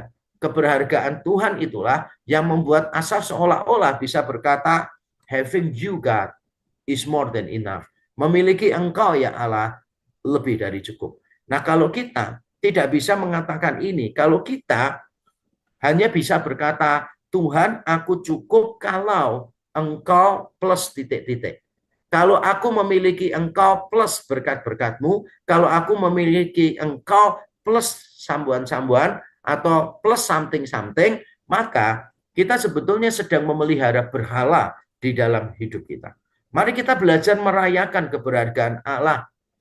Sekalipun kita kehilangan segala sesuatu, bayangkan saja seandainya kita tidak punya apa-apa dan tidak bisa apa-apa pada masa tua kita misalnya, atau pada waktu peristiwa buruk terjadi dalam hidup kita, kita mengalami kecelakaan dan seterusnya, bisakah di tengah situasi ketika kita tidak bisa apa-apa dan kita tidak punya apa-apa, bisakah kita berkata Christ is enough, Kristus cukup bagiku. Jadi yang pertama, kita perlu merayakan keberhargaan Allah. Dan ini merupakan perjalanan panjang, harus dimulai sesegera mungkin. Kita membiasakan diri untuk merayakan keberhargaan Allah. Kita tiap pagi bangun dan kita bersyukur untuk Kristus. Kristus memberikan hidupnya bagi kita dan itu cukup bagi kita. Itu yang pertama. Yang kedua adalah melakukan kalibrasi hati kepada Injil. Kalibrasi, apa sih kalibrasi ini? Nah, kalibrasi ini sebetulnya adalah mengatur ulang sesuatu sesuai dengan standarnya. Mengatur ulang sesuatu sesuai dengan standarnya. Misalnya mesin kopi itu juga perlu dikalibrasi, pagi dikalibrasi. Kalau dipakai terus-menerus sampai ratusan gelas, sorenya perlu dikalibrasi lagi supaya rasanya sama, supaya semuanya seperti yang diharapkan. Begitu pula dengan hati kita. Walaupun kita sudah ditebus oleh Kristus, kita menjadi manusia yang baru, tapi kita masih hidup di dalam natur kita yang berdosa. Maka kita perlu untuk adjust terus hati kita kepada Injil. Ada patokannya, yaitu Injil. Dengan melakukan kalibrasi kepada Injil, kita akan dimampukan untuk mengelola keuangan kita dengan lebih baik. Dan itulah yang dilakukan oleh Paulus kepada jemaat di Korintus. Pada waktu Paulus mengumpulkan bantuan untuk orang-orang kudus di Yerusalem, dia menggerakkan banyak gereja lokal, termasuk gereja Korintus. Dan ini dia cara Paulus menggerakkan mereka sesuai dengan Injil. 2 Korintus 8 ayat 8 dan 9. Aku mengatakan hal ini bukan sebagai perintah, melainkan dengan menunjukkan usaha orang-orang lain untuk membantu, aku mau menguji keikhlasan kasih kamu. Karena kamu telah mengenal kasih karunia Tuhan kita Yesus Kristus, bahwa ia yang oleh karena kamu menjadi miskin sekalipun ia kaya, supaya kamu menjadi kaya oleh karena kemiskinannya. Paulus menggerakkan jemaat Korintus bukan dengan mengekspos kemiskinan orang-orang kudus di Yerusalem, walaupun mereka miskin. Tapi Paulus tidak mengekspos itu. Paulus ingin menggerakkan hati jemaat Korintus dengan Injil. Makanya di ayat yang ke-9 dia mengatakan, kamu telah mengenal, telah mengalami kasih karunia Tuhan kita, bahwa dia menjadi miskin supaya kamu menjadi kaya. Dia yang kaya rela menjadi miskin supaya kamu menjadi kaya oleh karena kemiskinannya. Kristus menjadi miskin supaya jemaat di Korintus menjadi kaya. Nah, tentu saja miskin kaya di sini memang ada permainan ya. ada masalah kekayaan secara material, secara spiritual, dan seterusnya. Dua-duanya ikut dipikirkan Paulus di dalam kalimat ini. Tapi intinya adalah Paulus mengingatkan jemaat Korintus tentang Injil. Kita semua harus melakukan kalibrasi hati kepada Injil. Misalnya ketika kita tidak punya apa-apa dan kita merasa bukan siapa-siapa, ini sikap hati yang salah. Kita tidak punya apa-apa lalu merasa diri bukan siapa-siapa. Ini sikap hati yang salah. Nah, bagaimana kita menata sikap hati yang salah ini, orientasi yang melenceng ini, yaitu dengan melihat kepada Yesus Kristus, kepada Injil. Bahwa Yesus itu miskin. Dia lahir bukan di tempatnya sendiri, dia mati, kuburnya juga dipinjamin orang lain. Selama hidupnya juga Yesus tidak kaya, Yesus miskin. Orang lain punya tempat tinggal, Yesus mengatakan anak manusia tidak punya tempat meletakkan kepalanya. Bahkan untuk membayar biaya bait Allah pun Yesus tidak mampu. Dan inilah keadaannya. Jadi ketika kita miskin sebetulnya kita tidak perlu merasa diri minder, merasa diri bukan siapa-siapa. Kenapa? Karena memang Yesus sendiri juga merengkuh kemiskinan kita. Ini yang saya sebut kita melakukan kalibrasi hati kepada Injil. Yang ketiga yang kita perlu lakukan adalah mengadopsi nilai hidup yang baru, yaitu nilai hidup yang kontranatural dan kontrakultural. Kontranatural itu berarti nilai hidup yang melawan natur kita yang berdosa, yang melawan kedagingan kita. Nah, kontrakultural berarti melawan apa yang muncul di budaya kita, yang selama ini tanpa sadar diadopsi oleh banyak orang. Saya bacakan 2 Korintus 8 ayat 2 dan 3. Ini masih sama perikopnya dengan yang tadi, 2 Korintus 8, tapi ayatnya berbeda. Paulus berkata begini, selagi dicobai dengan berat dalam berbagai penderitaan, sukacita mereka meluap, dan meskipun mereka sangat miskin, namun mereka kaya dalam kemurahan. Aku bersaksi bahwa mereka telah memberikan menurut kemampuan mereka, bahkan melampaui kemampuan mereka. Jadi siapa bilang miskin itu alasan untuk tidak memberi? Dulu pertama kali saya jadi gembala sidang di REK, dan kami mengadakan renovasi. Dulu masih cuma satu cabang saja di daerah Nginden situ, dan saya ingin merenovasi lantai 1 yang biasanya dipakai untuk parkir motor. Saya ingin merenovasi menjadi tempat untuk berkumpul bersama-sama, jadi lobi. Sepeda motornya taruh di luar, dipasang kanopi. Nah, pada waktu melakukan renovasi, saya umumkan kepada jemaat, saya tidak ingin satu orang atau 2 orang membayar semua biaya renovasi. Saya ingin yang lain berpartisipasi. Dan saya secara khusus menegaskan bagi jemaat yang merasa diri tidak punya uang, miskin, jangan sampai tidak memberi. Tetap harus memberi. Jangan jadikan kemiskinan sebagai alasan untuk tidak berbagi. Kenapa? Karena memang Alkitab mengajarkan begini. Ini jemaat-jemaat di Makedonia. Mereka sedang berada di dalam berbagai penderitaan, penganiayaan. Tapi sukacita mereka meluap kok. Mereka sangat miskin karena penganiayaan itu, karena mereka minoritas yang ditekan. Tapi mereka kaya dalam kemurahan. Mereka bisa memberi lebih banyak daripada yang seharusnya. Bahkan kalau kita membaca ayat-ayat berikutnya, mereka yang mendesak Paulus. Mereka yang mendesak Paulus untuk dilibatkan. Berarti Paulus awalnya menolak karena Paulus melihat mereka miskin. Paulus menolak, tapi mereka mendesak Paulus, jangan. Kita tetap mau dilibatkan dalam pemberian. Wow, luar biasa. Berarti memberi kepada orang lain itu bukan masalah how much you have. Bukan masalah jumlah yang kita miliki, tetapi masalah sikap hati kita. Nilai hidup kita itu seperti apa? Ini bukan tentang price, tapi tentang value. Value kita ada di mana ini? Banyak orang Kristen, value-nya salah. Karena value-nya salah, maka dia sulit untuk melepaskan price itu, harga itu. Angka itu dia sukar sekali. Amount, price, itu ditentukan oleh value seseorang. Kalau orang itu memandang sesuatu itu valuable, berharga, maka dia rela kehilangan amount, rela membayar price yang mahal untuk value itu. Nah, sekarang persoalannya adalah value kita ada di mana nih? Value kita ada di mana?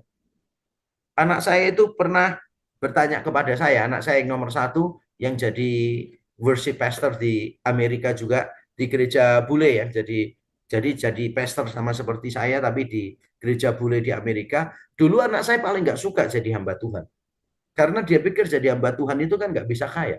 Dan dia pernah tanya kepada saya, Papa ini kan sebetulnya kalau bisnis rasanya bisa kaya ya Pak ya. Loh ya bisa lah, bisa kaya. Papa yakin kalau Papa jadi bisnismen, ya Papa bisa kaya. Terus anak saya tanya, kenapa Papa nggak mau kaya? Mengapa malah jadi pendeta? Ya saya jawab, karena hidup ini tentang the glory of God sih. Bukan tentang money, bukan tentang income, tapi tentang impact. Jadi saya jelaskan itu kepada anak saya. Dan anak saya pernah bertanya, seandainya Papa meninggal sekarang hari ini, Papa puas nggak dengan hidupnya Papa? Dalam konteks tidak kaya raya ya. Saya jawab, Papa tetap puas ya. Kenapa? Karena yang paling penting itu adalah impactful. Impact, bukan income. Jadi saya tidak mengatakan impact segala-galanya, bukan. Saya tidak mengajarkan bahwa semakin besar impact kita, hidup kita semakin berarti. Bukan itu juga yang saya ajarkan. Karena kalau patokannya itu, berarti kan identitas kita ditentukan oleh pencapaian kita. Ditentukan oleh prestasi kita. Bukan itu yang saya maksud. Tapi kalau kita harus memilih antara income dengan impact, kita harus memilih impact daripada income. Kita tidak perlu menunggu kaya raya supaya kita bisa punya impact, pengaruh dalam diri orang lain. Ini jemaat di Makedonia, mereka mengadopsi nilai hidup yang baru, yang kontra natural. Karena kalau kita melihat natur kedagingan kita ini selalu egois. Kita ini cenderung berpusat pada diri sendiri, cenderung tidak peduli dengan orang lain, dan kalaupun kita memberi kepada orang lain, kita cenderung memberi itu sesuai kemampuan atau memberi seadanya. Tapi yang terjadi pada jemaat di Makedonia bukan begitu. Walaupun mereka sendiri punya banyak masalah, tapi mereka memperhatikan orang lain. Walaupun mereka miskin, mereka memberinya bukan seadanya. Mereka memberi melampaui kemampuan mereka. Berarti ini kontranatural. Bukan cuma kontranatural, ini juga kontrakultural sebetulnya. Karena budaya mengajarkan kepada kita bahwa kita ini jangan peduli orang lain sampai hidup kita beres. Kalau hidup kita beres, keuangan kita beres, semuanya beres, barulah kita memperhatikan orang lain. Itu yang diajarkan oleh dunia ini.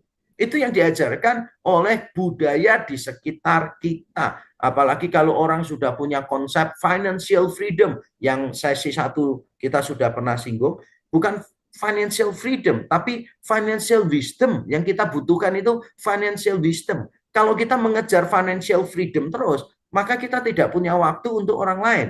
Karena di balik financial freedom selalu diiming-imingi apa? Kita ini kalau financial freedom bisa pensiun lebih dini, bisa menikmati hidup kita.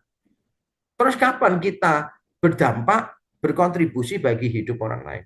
Kalau mau mengikis berhala, kita perlu mengadopsi nilai hidup yang baru. Mana yang lebih penting bagi kita? Income atau impact? Mana yang lebih penting bagi kita? Value atau price? Value atau amount? Mana yang lebih penting dalam hidup kita? Berikutnya, yang keempat, bagaimana kita mengikis berhala di dalam hidup kita? Yaitu mengarahkan hidup pada kekekalan. Saya bacakan dulu ayatnya, perumpamaan Yesus di Lukas 16 ayat 8 dan 9. Setelah Yesus memberikan perumpamaan ini, Yesus memberikan inti perumpamaannya. Dia berkata begini, lalu Tuan itu memuji bendahara yang tidak jujur itu, karena ia telah bertindak dengan cerdik. Sebab anak-anak dunia ini lebih cerdik terhadap sesamanya daripada anak-anak terang. Dan aku berkata kepadamu, ikatlah persahabatan dengan mempergunakan mamon yang tidak jujur, supaya jika mamon itu tidak dapat menolong lagi, kamu diterima di dalam kemah abadi. Ayat ini banyak mengandung kebingungan ya, jadi menghadirkan begitu banyak kebingungan, dan saya ingin menjelaskan secara cepat saja supaya kita tidak salah paham. Mamon yang tidak jujur, ini terjemahan yang kurang tepat. Dalam bahasa Yunani harusnya diterjemahkannya mamon yang tidak sesungguhnya. Mamon yang tidak sesungguhnya. Karena di Lukas pasal 16 diajarkan uang, harta, kekayaan itu bukan harta yang sesungguhnya. Harta yang sesungguhnya itu adalah harta yang bersifat rohani. Jadi jangan salah, ini bicara bukan tentang mamon yang tidak jujur, hasil dari perbuatan yang salah. Bukan itu, tapi ini bicara tentang mamon yang tidak sesungguhnya. Lalu kita perlu melihat dulu apa yang dipuji dari bendahara ini. Kita ingat ya di dalam perumpamaannya ada bendahara yang tidak jujur, lalu tuannya mengetahui itu. Dan bendaharanya khawatir, wah sebentar lagi saya dipecat nih. Lalu dia mulai putar otaknya. Waduh bagaimana nih kalau aku dipecat? Aku mengemis malu, aku bekerja keras tidak terbiasa. Jadi akhirnya dia pikir-pikir, udahlah aku akan berbuat baik saja kepada sebanyak mungkin orang. Perhatikan ya kalimatnya dia. Supaya kalau aku sudah tidak bekerja lagi, ada orang yang menampung aku di rumahnya. Ada orang yang menampung aku di rumahnya. Yesus memuji bendahara ini. Bendahara ini kan memanggil orang-orang yang berhutang, terus dia tanya, kamu utang berapa? Utang 100, sudah bayar 50 saja. Kamu utang berapa? 50, sudah bayar 10 saja, dan seterusnya. Dia mencoba untuk berbuat baik menggunakan uang yang tidak sesungguhnya tadi. Harta itu kan memang mamon yang tidak sesungguhnya. Dia berusaha untuk murah hati kepada sebanyak mungkin orang karena dia memikirkan masa depannya. Nanti kalau dia sudah tidak punya pekerjaan, ada orang lain yang menolong dia. Dan Yesus berkata, bendahara yang tidak jujur ini lebih cerdik dalam menggunakan uang daripada orang-orang Kristen. Maksudnya apa? Maksudnya begini, bendahara ini memikirkan masa depannya dengan cara menggunakan uangnya dengan bijaksana. Jadi dia menyiapkan masa depannya dengan cara menggunakan uangnya dengan berbuat baik. Terlepas dari aspek etis di dalam perumpamaan ini, memang perumpamaan tidak bisa diambil detail by details, tapi intinya apa dari perumpamaan itu? Saya pikir intinya sudah sangat jelas ya. Bendahara yang tidak jujur ini disebut cerdik karena menyiapkan masa depan dengan menggunakan uangnya. Begitu pula dengan orang-orang Kristen. Seharusnya kita lebih cerdik daripada bendahara ini. Lebih cerdik daripada orang-orang dunia ini. Orang-orang dunia loh bisa berpikir begini. Berbuat baiklah sama orang supaya nanti dapat karma yang baik di kemudian hari. Loh itu kan diajarkan oleh dunia kan. Di luar kekristenan kan ngajarkan karma begitu. Atau ada orang berkata, berbuat baiklah sama orang supaya nanti kalau aku susah, nanti ada yang menolong aku. Itu dunia mengajarkan begitu. Salah nggak? Salah sih. Makanya kita harus lebih cerdik dari mereka. Kita harus lebih benar dari mereka. Dengan cara apa? Murah hati. Mengikat persahabatan dengan menggunakan harta yang tidak sesungguhnya ini. Supaya kita diterima di dalam kemah abadi. Bukan berarti kita memberikan sedekah supaya dapat keselamatan. Bukan itu poinnya Yesus. Poinnya Yesus sebetulnya adalah kita ini harus mengarahkan hidup pada kekekalan. Bahwa apa yang kita lakukan dengan uang kita yang sementara ini bisa memiliki nilai-nilai kekal.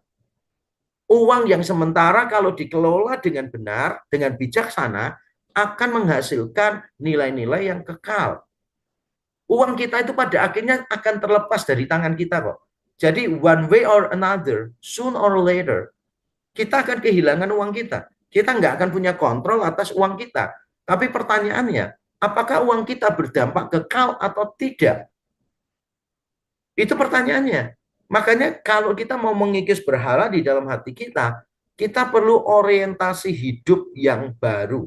Bukan cuma perlu value, nilai yang baru, tapi kita juga perlu orientasi hidup yang baru. Orientasinya itu pada kekekalan. Selama orientasi hidup kita bukan pada kekekalan, ya kita akan sulit mengelola keuangan kita dengan benar. Kalau yang kita pikirkan itu cuma kehidupan kita, masa depan anak cucu kita, ya kita akan mengalami kesulitan mengelola keuangan dengan baik. Bukan berarti kita tidak boleh menyiapkan masa tua kita. Boleh, itu bagian dari mengelola dengan bijaksana. Boleh. Tapi kalau pikiran kita orientasinya cuma sebatas masa tua, cuma sebatas hidupnya anak cucu kita, maka orientasi hidup kita salah. Karena orientasi hidup kita seharusnya kekal kok. Seharusnya kekal. Saya bersyukur ya kepada Tuhan oleh anugerahnya, uang itu tidak pernah jadi masalah bagi saya. Saya tidak pernah menginginkan kekayaan, saya tidak pernah ingin mencuri 1 rupiah pun dari pelayanan, memanfaatkan fasilitas pelayanan untuk pribadi saya sama sekali nggak pernah. Dan saya bersyukur saya diberi istri yang baik yang mau berkorban di dalam pelayanan. Kami malah membiasakan diri berkorban.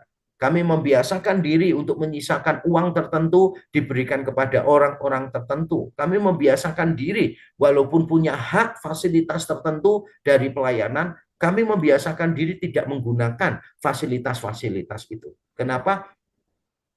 Kami memikirkan kekekalan sebetulnya. Bukan cuma memikirkan masa tua. Kalau memikirkan masa tua, ya kepengennya semua uang dimasukkan deposito. Supaya nanti masa tua tenang, supaya anak-anak saya juga hidupnya nyaman. Tapi kami memikirkannya jauh lebih panjang daripada masa tua, daripada kehidupan anak-anak. Bukan berarti kami tidak memikirkan, tapi orientasinya jauh lebih panjang, yaitu pada kekekalan. Maka setiap kali Tuhan membuka kesempatan, uang yang sementara di tangan kami bisa bernilai kekal, we do it right away. Kami menganggap itu sebagai sebuah kehormatan, kami menganggap itu sebagai sebuah kesempatan bahwa uang yang sementara bisa membawa hasil yang kekal.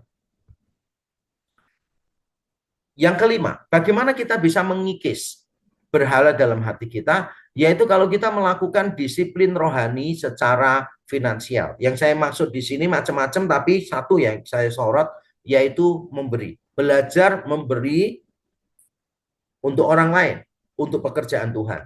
Dengan lebih banyak berbagi materi, kita sebenarnya sedang mengasihi orang lain dan diri sendiri.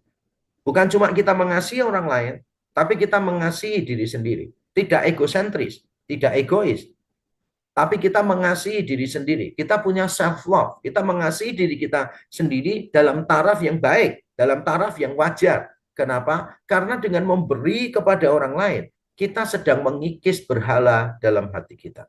Ingat, Yesus berkata, di mana hartamu berada, di situ hatimu berada. Semakin besar harta yang kita miliki, godaan untuk menjadikan harta sebagai berhala semakin nyata. Makanya dengan belajar memberi, lebih hari lebih banyak, belajar memberi, maka kita sedang mengikis berhala dalam hati.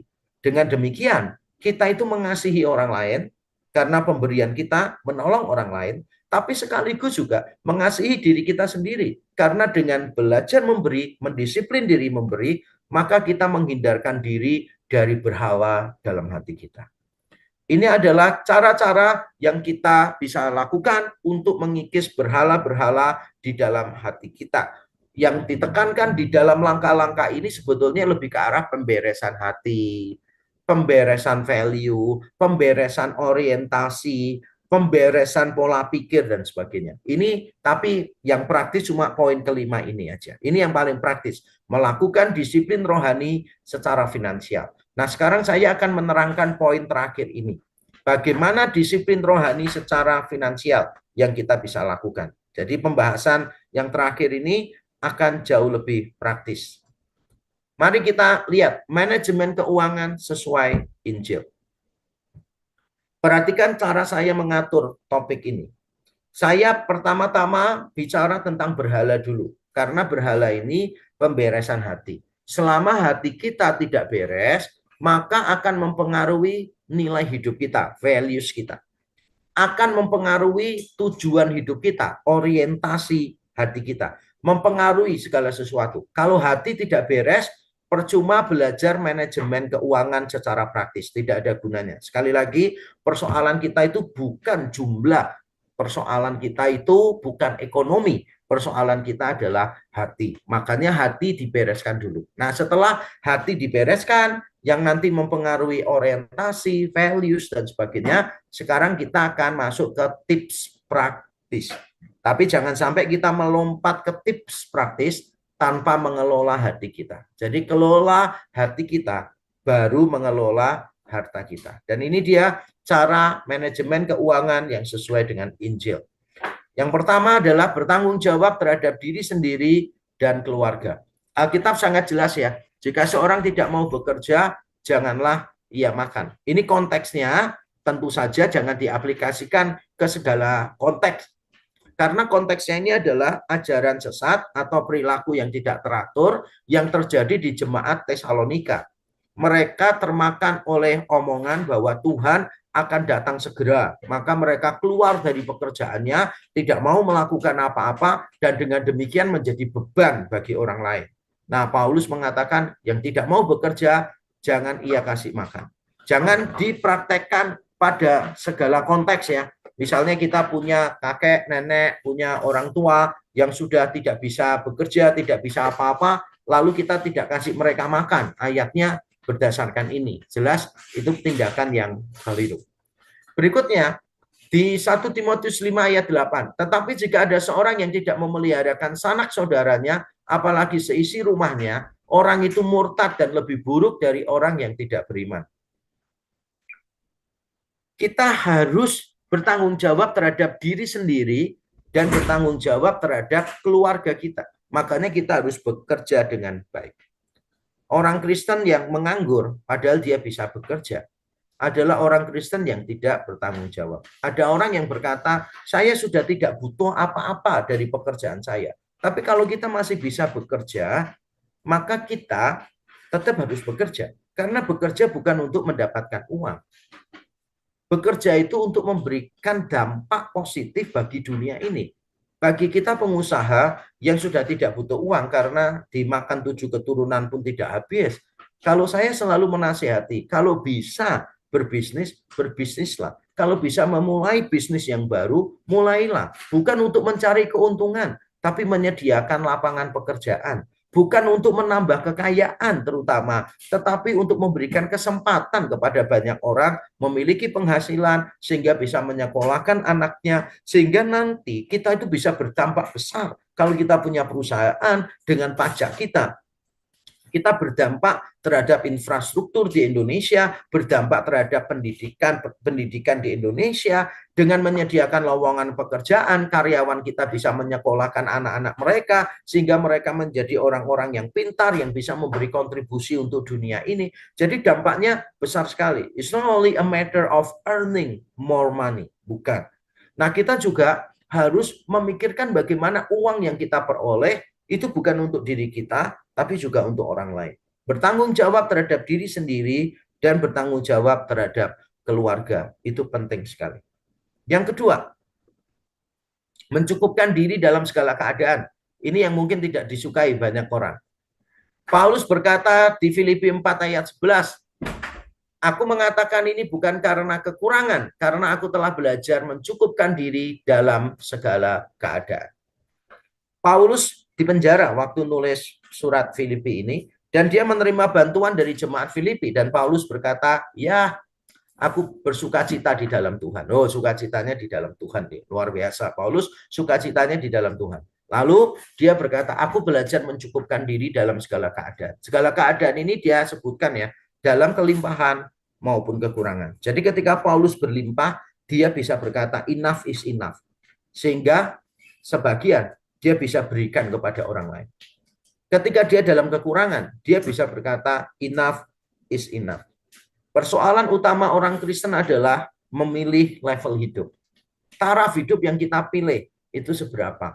Orang Kristen susah hidup sederhana. Kita lebih mengikuti dunia dengan semua konsep hedonisme, konsumerisme, dan sebagainya. Kita lebih ke arah sana. Jadi kita nggak bisa hidup sederhana. Kita mendefinisikan bahwa hidup yang bahagia itu harus levelnya sekian secara finansial. Makanya kita sulit untuk mencukupkan diri dalam segala hal. Kalau kita mencukupkan diri dalam segala hal, maka kita bisa belajar untuk memberi kepada orang lain. Cukupkan diri. Kalau memang nggak bisa untuk beli mobil, ya nggak usah beli mobil. Daripada kredit untuk mobil, padahal kita nggak seberapa perlu mobil, dan kreditnya itu akhirnya mencekik leher kita, sehingga kita kehilangan kebebasan. untuk menikmati sukacita karena bingung dengan cicilannya, kehilangan kebebasan untuk mengatur masa depan. Jangankan mikir masa depan, mikir tiap bulan saja susah. Kita kehilangan kebebasan untuk apa? Memberi kepada orang lain. Jangankan memberi kepada orang lain, bayar cicilan aja setengah mati. Jadi kita kehilangan banyak kebebasan. Dan menurut saya nggak worth it sih. Nggak worth it.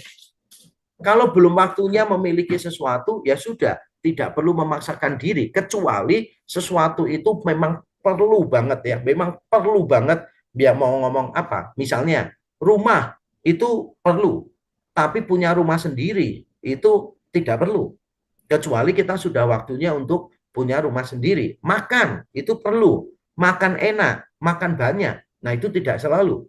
Karena kalau kita belum mampu untuk makan enak, buat apa kita makan enak? Kalau kita belum mampu untuk makan banyak, untuk apa kita makan banyak? Jadi kita berusaha untuk mengatur. Pendidikan untuk anak itu perlu.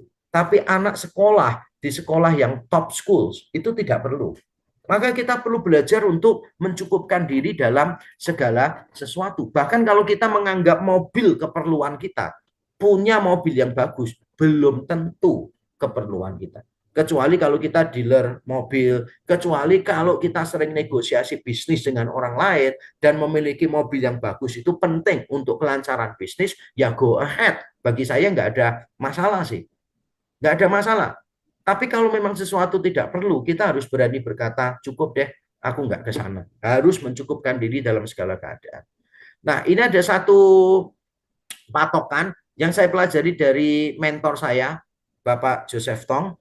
Saya tidak mau legalis ya, bahwa harus begini, tidak. Tapi saya menganggap nasihat dari Pak Tong ini bijaksana dan itu menjadi patokan cara saya dan istri mengelola keuangan. Pak Tong berkata begini, persentase yang kita gunakan untuk kesenangan diri sendiri tidak boleh melebihi yang kita berikan untuk Tuhan dan sesama. Berarti kan bukan jumlah ya, tapi persentasinya. Misalnya Pak Tong berkata begini, kalau kamu memberi kepada Tuhan itu cuma 10%, cuma persepuluhan, maka paling banyak kamu tuh untuk kesenangan hanya 10%. Tapi semakin banyak kamu memberi untuk Tuhan dan sesama, let's say persepuluhan kamu kasih, kemudian kamu juga mendukung pelayanan-pelayanan lain, 5% atau 10%, kamu juga mengalokasikan 10% untuk orang-orang lain, untuk keluarga dan sebagainya, maka sejumlah itu pula kamu bisa memakai untuk kesenanganmu. Dan menurut saya ini prinsip yang lebih baik daripada komunisme ya. Kalau komunisme kan semua punya rata, sehingga orang yang kaya dengan orang yang miskin itu lama-lama sama gitu. Dan menurut saya ini konsep yang kurang tepat sebetulnya. Walaupun komunisme, marxisme tidak sesederhana itu ya. Saya terlalu oversimplifikasi, tapi ini sebagai contoh bagi kita saja bahwa ini bagus. Berarti semakin besar penghasilan saudara, saudara juga bisa kok hidup dengan lebih baik. Ya kan? Karena semuanya tentang persentase nih. Bayangkan saudara satu bulan dapat 100 juta misalnya gitu. Atau naik jadi 1 M. Ya berarti kan persentasinya walaupun sama, tapi jumlah di dalam persentase itu kan meningkat. Sehingga saudara bisa memiliki gaya hidup yang lebih. Nggak apa. Tapi juga ada patokannya. Pokoknya adalah berapa banyak yang kamu lepas, sebesar itu pula yang kamu nikmati. Kalau yang kita lepas untuk Tuhan, untuk pelayanan, untuk macam-macam itu untuk orang lain itu 20%. Ya kita boleh menikmati 20% dari penghasilan kita. Fair enough, menurut saya fair enough dan ini cukup baik untuk menjaga hati kita. Yang berikutnya, yang ketiga saya akan cepat ya supaya ada waktu untuk Q&A. Belajar memberi dengan prinsip kesesuaian. Di dalam 2 Korintus 8 ayat 11 dan 12 dikatakan, maka sekarang selesaikan jugalah pelaksanaannya itu, hendaklah pelaksanaannya sepadan dengan kerelaanmu, dan lakukanlah dengan apa yang ada padamu. Kalau pemberianmu itu berdasarkan apa yang ada padamu. Jadi Tuhan suka kalau pemberiannya itu sesuai dengan apa yang ada pada kita. Jadi kalau kita diberi lebih, kita memberi lebih. Kalau kita diberi kurang, ya kita memberi sesuai itu. Minimal seperti itu. Kalau kita bisa melampaui, memberi dari kekurangan kita, jauh lebih baik seperti yang dilakukan jemaat di Makedonia. Tapi paling tidak, kita belajar memberi sesuai dengan kesesuaian kita. Yang kaya memberi yang lebih, yang kurang kaya boleh memberi kurang dari yang diberikan oleh orang kaya. Jadi memberi supaya prinsipnya itu kesesuaian, bukan kesamarataan. Sekali lagi, kalau komunisme dalam bentuk yang paling simpel, komunisme, marxisme itu bicara tentang kesamarataan. Ini oversimplifikasi ya, sekali lagi, kesamarataan. Tetapi ini bicara tentang kesesuaian, bukan kesamarataan. Yang keempat, mengelola rasa bersalah sesuai prinsip keseimbangan. 2 Korintus 8 ayat 13. Sebab kamu dibebani bukanlah supaya orang-orang lain mendapat keringanan, tetapi supaya ada keseimbangan. Maksudnya adalah supaya jangan ada komunitas Kristen tuh yang terlalu kaya, pada saat yang sama ada yang terlalu miskin. Jangan. Kalau Tuhan letakkan kita di satu gereja lokal, di satu komunitas, maka jangan sampai ada yang terlalu kaya bersamaan dengan ada orang yang terlalu miskin. Tapi bukan berarti semua kekayaannya sama, tidak juga. Supaya ada keseimbangan, yang kaya tidak berlebihan, yang miskin tidak berkekurangan. Prinsipnya sebetulnya begitu kok. Selama yang miskin-miskin di antara kita yang Tuhan letakkan di dalam diri kita, itu mereka tidak mengalami kekurangan, ya kita boleh menikmati penghasilan kita. Boleh. Tapi selama Tuhan meletakkan orang-orang berkekurangan di antara kita, ya kita perlu memikirkan membantu orang-orang yang berkekurangan itu. Nah, kalau kita sudah membantu, uang kita masih banyak, ya kita boleh menikmati enggak? Sekali lagi, boleh kita menikmati hidup ya. Dan John Stott memberitahukan sebuah patokan juga, ini dari John Stott dalam bukunya Money and the Gospel, 10 Principles of Christian Giving. Dia berkata begini, kalau kita ini malu pada waktu mengunjungi orang lain, atau orang lain itu malu pada waktu mengunjungi kita, atau kita malu pada waktu mengundang orang lain datang ke tempat kita, karena memang perbedaannya itu jauh ya. Disparity of our economic lifestyles itu begitu gede, maka there must be something wrong. Karena ketidakseimbangannya begitu besar, it has broken the fellowship. Salah. Jadi kalau sampai kita ada di tempat orang lain dan kita merasa tidak nyaman, atau orang lain ke tempat kita merasa tidak nyaman, berarti mungkin perbedaan ekonominya sudah terlalu gede. Sekali lagi, saya tidak mau terlalu legalis, tapi ini patokan yang cukup bijaksana untuk kita ingat ya. Saya dulu pada waktu renovasi rumah, ada orang yang memberi saya, mau memberi, untung dia ngomong, mau memberi keramik yang mahal banget, mau memberi TV yang flat, waktu itu belum musim, belum trending TV flat yang gede. Puji Tuhan dia ngomong, saya tolak. Karena ada jemaat saya yang tidak bisa menyekolahkan anaknya, yang harus dibantu oleh gereja. Saya tidak ingin jemaat saya masuk ke rumah pendetanya dan dia merasa rumah pendetanya terlalu bagus. Saya tidak. Dan saya juga tidak mau ketika masuk di rumah jemaat saya yang miskin, saya merasa jijik, saya merasa tidak nyaman ada di antara mereka. Berarti level hidup saya sudah terlalu gede. The disparity of our economic lifestyle is too way high. Dan itu adalah sesuatu yang salah. Yang terakhir sekali, mengadopsi gaya hidup moderasi. 1 Korintus 15 ayat 10, kita bekerja keras oleh anugerah, tapi kita tenang juga. Apapun hasilnya, kita tetap tenang. Jadi bukan berarti setelah mendengarkan khotbah ini kita males cari duit ya. Enggak, justru kita harus lebih semangat untuk cari duit supaya orang lain juga bisa mendapatkan manfaat dari kita. Tapi kita bekerja keras oleh karena anugerah. Kalaupun bisnis kita gagal, tidak mengurangi apa-apa dalam hidup kita. Bisnis kita berhasil, tidak menambah apa-apa pada identitas kita. Siapa kita ditentukan oleh korban Kristus yang sempurna. Dan kita belajar untuk menikmati kekinian dan menyiapkan masa depan. Pengkhotbah 2 mengatakan, tidak ada yang lebih baik daripada menikmati, makan, minum, menikmati apa yang menjadi jerih lelah kita. Ketika kita menikmati, kita ingat itu pemberian Tuhan. Kita ingat bahwa kita tidak bisa menikmati sesuatu di luar Tuhan. Kita boleh kok menikmati. Tuhan itu tidak anti terhadap kesenangan. Tidak, Tuhan justru ingin kita mendapatkan kenikmatan. Dan yang terakhir, doa Agur di Amsal 30 mengatakan, tidak kaya, tidak miskin. Jangan beri aku kekayaan, supaya jangan aku melupakan Tuhan. Jangan beri aku kemiskinan, sehingga aku mencuri dan akhirnya memalukan nama Tuhan. Kiranya gaya hidup moderasi ini selalu menjadi tujuan hidup kita ya. Kita belajar untuk berkata enough is enough, supaya kita bisa mengelola keuangan kita dengan lebih baik, memberikannya untuk hal-hal yang bernilai kekal, yang berdampak bagi kerajaan Allah di muka bumi. Terima kasih. Saya serahkan pada Pak Christian.